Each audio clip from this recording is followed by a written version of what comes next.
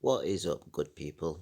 So today I'm going to be examining this 1970s propaganda from NASA, which is about Skylab space station, which I believe is a diamagnetic chamber because these astronauts, when you hear them speak, they're very confident that they are exploring space.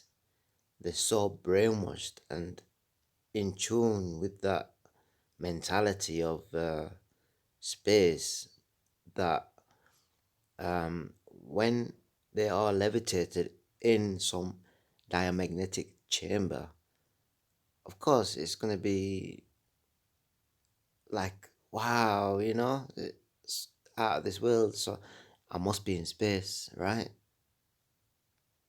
Let's listen to these guys and just see how they how they speak.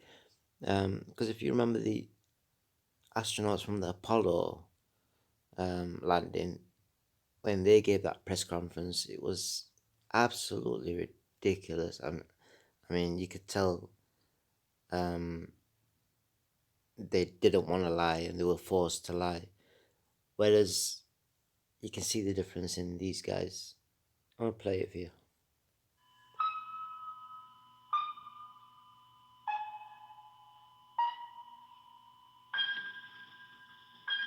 I think it's a natural question is why explore space?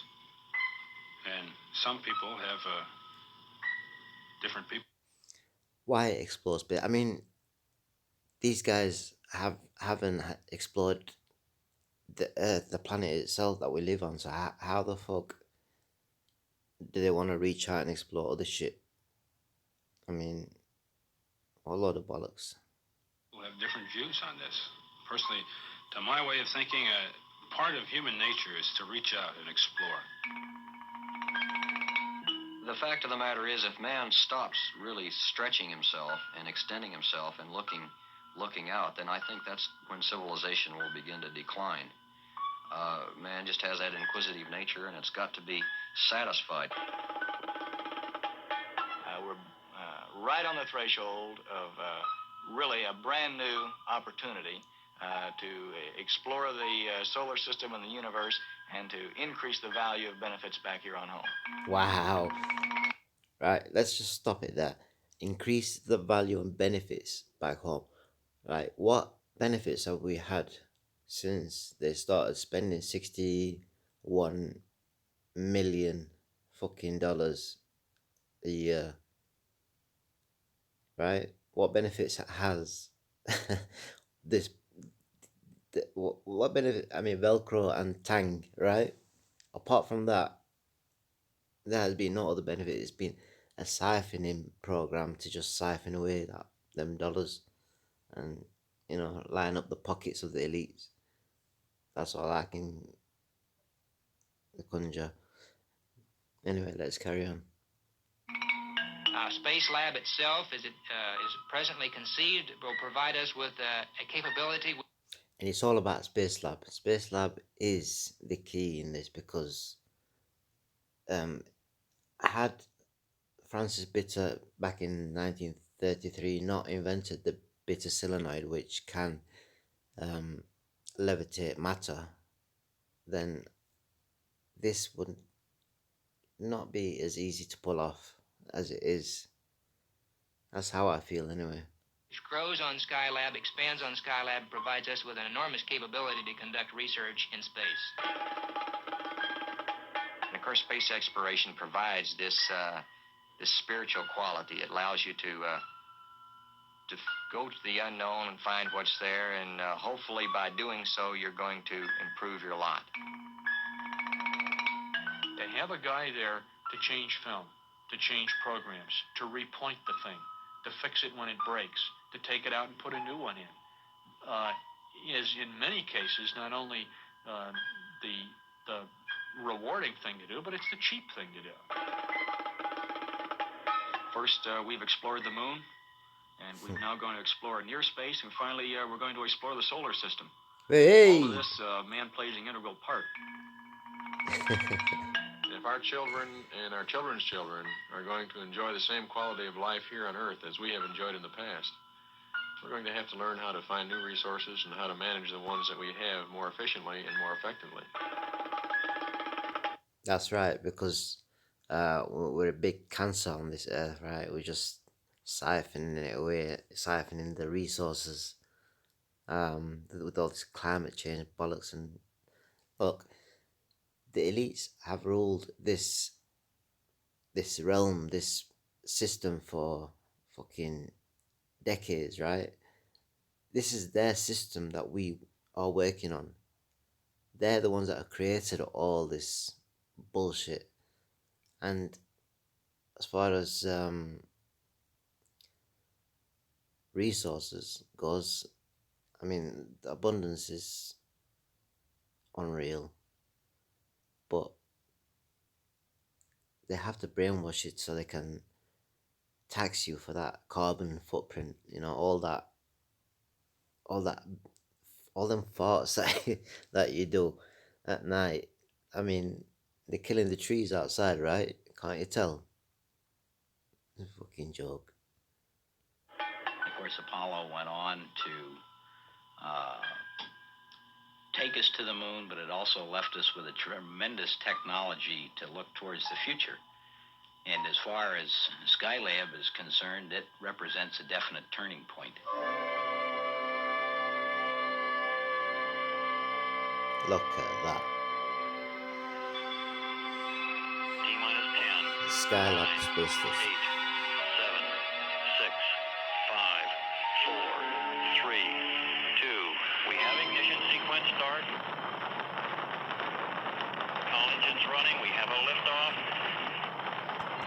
I struggle to watch this, but I'm just gonna fast And forward it. give rise to We had been observing it. actors who are working on it and taking ways of covering the work. Yeah. Alright, so this cylinder here is supposed to be Skylab. Then as we got That's around to supposed the to be the side Earth, where the as jammed solar wing was, it became fake as it looks. immediately obvious to us that this little tiny metal strap that had torn off the heat shield and meteoroid shield had jammed the solar wing. So, woo, shit, catastrophe stricken. Houston, we have a problem. I mean, fucking get any more ridiculous.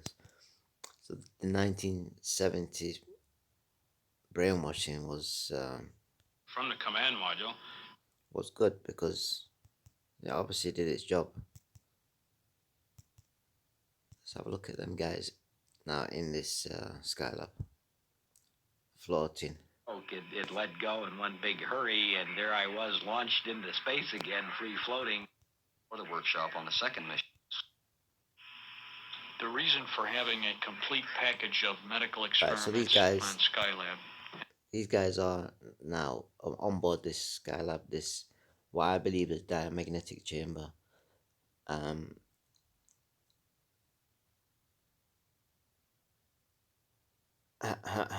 Right. I have to get this clear. I was speaking to a certain somebody, and I asked them if it was possible for for us to create a machine that can levitate humans. The answer was you'd need a magnet the size of a house. Immediately, CERN came to mind. And when I looked into it, there's 30,000 particle accelerators out there. And this is old technology. It's been around since the 20s, 30s, 1920s. So Francis Bitter invented the bitter solenoid in 1933, and soon afterwards, all these particle accelerators started popping up. So they claim that they are accelerating particles, but I reckon in reality they are experimenting in zero gravity, thus creating this Skylab. As opposed to the case in the earlier missions where we did. Call me crazy, but for me, it just fucking makes a lot of sense. Our medical stuff primarily before flight and then after flight was that we were going to fly much longer than we ever had before. We were going to quadruple the amount of time spent by a human being in space from 14 days to 56 days. And as it turned out, we did better than that, went 84 days. So the experiment back then was to see how the human body will react to the zero gravity environment. And in my opinion, they were not in a vacuum out in space. It's clear that they had the resources, the oxygen to breathe. I mean, it's far fetched that all this all this can work perfectly, and it's fucking. I have issues with it. There's a lot of things that I've seen, debunking videos and astronauts on strings and all that bullshit, green screens. It's too much to mention. On the third flight, the system we expected to change fastest in the body was the cardiovascular system, the heart. So this, some people will claim it to be the zero G plane. If you have a look at the zero G, anybody in a zero G plane with footage, it's clear that the movements are totally different. This is more stable. It's not flying through the 17,000 miles an hour like they say the ISS does. That's a lot of bollocks. Let's have a look at these guys floating anyway. The blood vessels, the amount of blood in them and the way they operated. So our number one experiment to stress that system was called lower body negative pressure. Well, we didn't have gravity up there, so we couldn't stand up, and that lower body negative pressure is a substitute for gravity, a way to fake the body out. And we ran that at 4-day intervals throughout the mission, and from the very first time we ran it, it was obvious that there were indeed changes. But the encouraging thing was that these symptoms were present the very first time we did the test, and they didn't get worse as time went on. There was another... So I'm going to have a look at some footage now of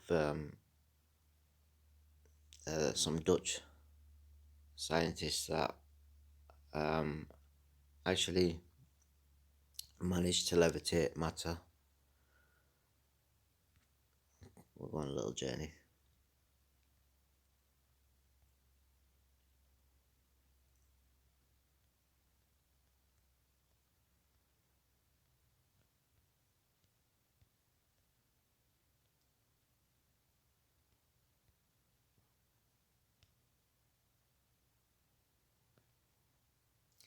So everything is magnetic.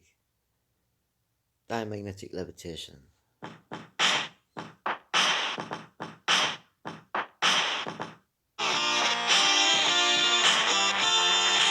Oops, turn that down a little bit.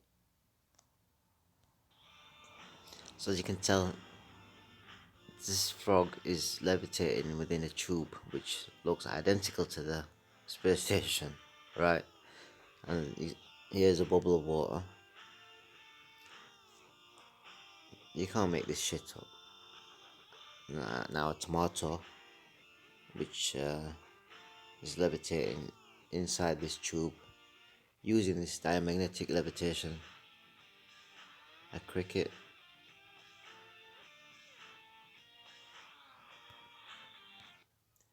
There you go. Going back to the old Skylab.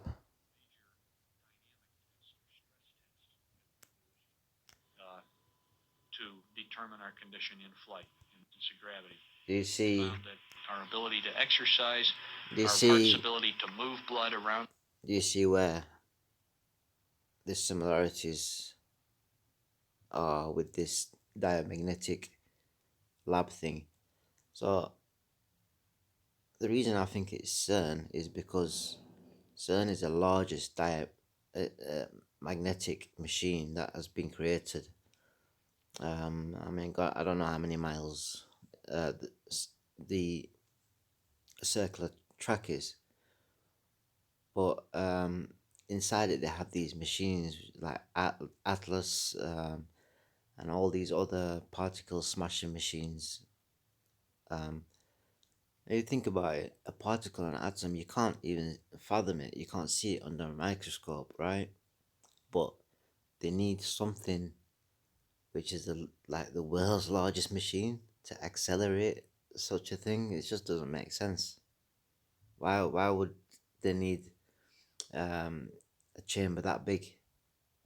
It's just, I mean, don't get me wrong. There are benefits that are coming out from these scientists that are working there because all the compartmentalization is just another way of utilizing them. Um, each one will be studying a certain aspect and won't have a clue what the next scientist is studying. Um, Maybe they talk about it over lunch, but yeah, it's my opinion. And I know it all sounds crazy, but we live in a fucking crazy world. Look outside, all these crazy people that are scared of a virus that's not even fucking doesn't exist. The body, the cells and muscles' ability to extract oxygen from it, and all the processes that go into a maximum exercise were completely unaffected by zero gravity. Skylab control. It was also considered important to check the response of the vestibular system, or the little balancing mechanism within the inner ear. So you can tell these guys actually went through this whole process of being in this Skylab, this diamagnetic chamber. They did 56 days, right? Um,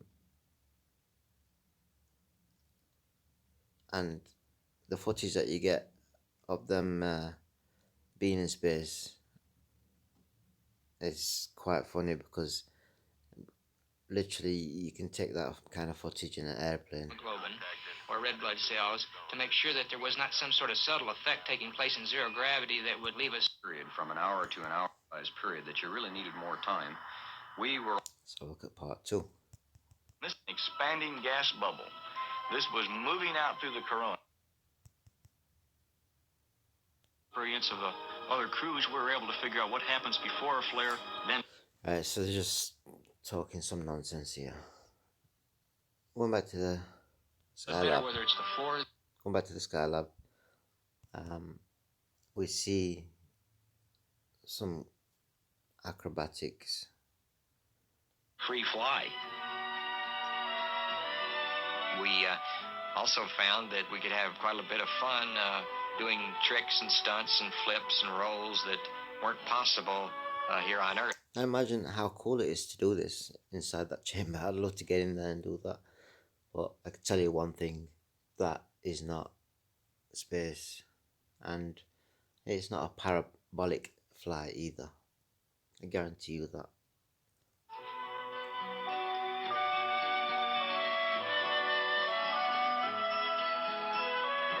I know it's hard to fathom that we can create such technologies, but boy, the magnetism itself is a mystery. It's a magical mystery. Which you think about it, you can move objects with magnets. I mean, is that not the definition of magic?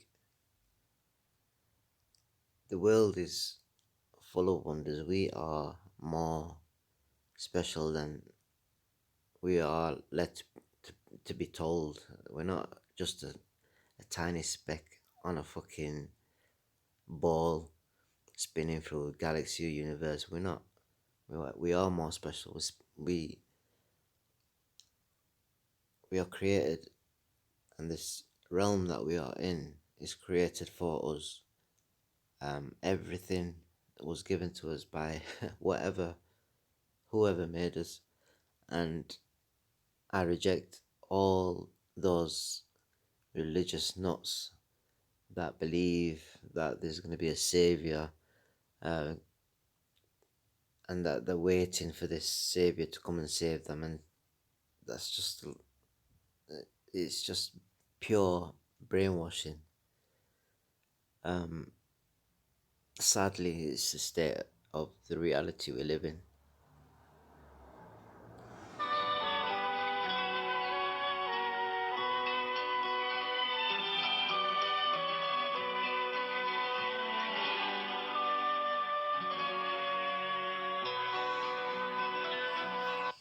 So yeah, I'm kind of fed up. I'm fed up because people just call you a conspiracy theorist, right?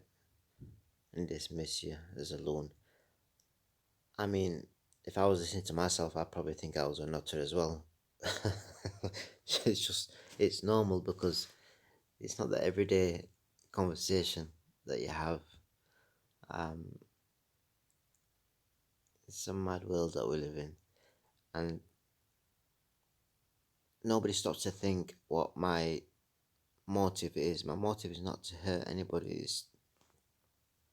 To to I hate the world. I hate to say wake people up because none of us are awake. Those who say we are, I'm awake, I'm woke. Bullshit. You're not woke. You're programmed into that slot of being woke or thinking that you're woke, right? We're all fucking brainwashed. I'm brainwashed myself. I'm probably the most brainwashed fucking one out there because I continue to do fucking stupid things daily. Things that don't benefit me, so to speak. Anyway, I digress. Coming back to this Skylab space station thing. Apparently, it came back into the Earth's atmosphere back in 1979, over the Indian Ocean. You can see, like things that were recovered by NASA. They're all on display in um, some space. What do you call it? Fucking museum somewhere.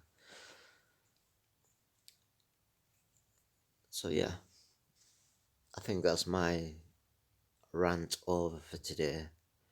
Hope you guys get to know me a little bit better, and I'm gonna continue to speak the truth, what I deem to be the truth, and hopefully other people will delve into this further and look into it, because we we don't get any benefits from these technologies that they, like CERN for example, or the ISS. They don't benefit the average person. um, they're having these people, these elites, they have an agenda, and it's a long-term plan. It's been in the works for decades, generations. So this long-term plan, we'll get into it, what I believe it is, in another video. Well, thanks for joining me today. Please like, share, and subscribe for further conspiracy bullshit. Peace.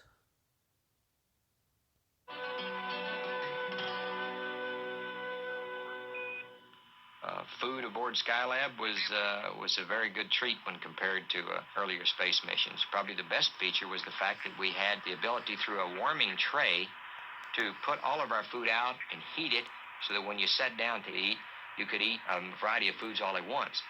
Probably the favorite of everybody's up there was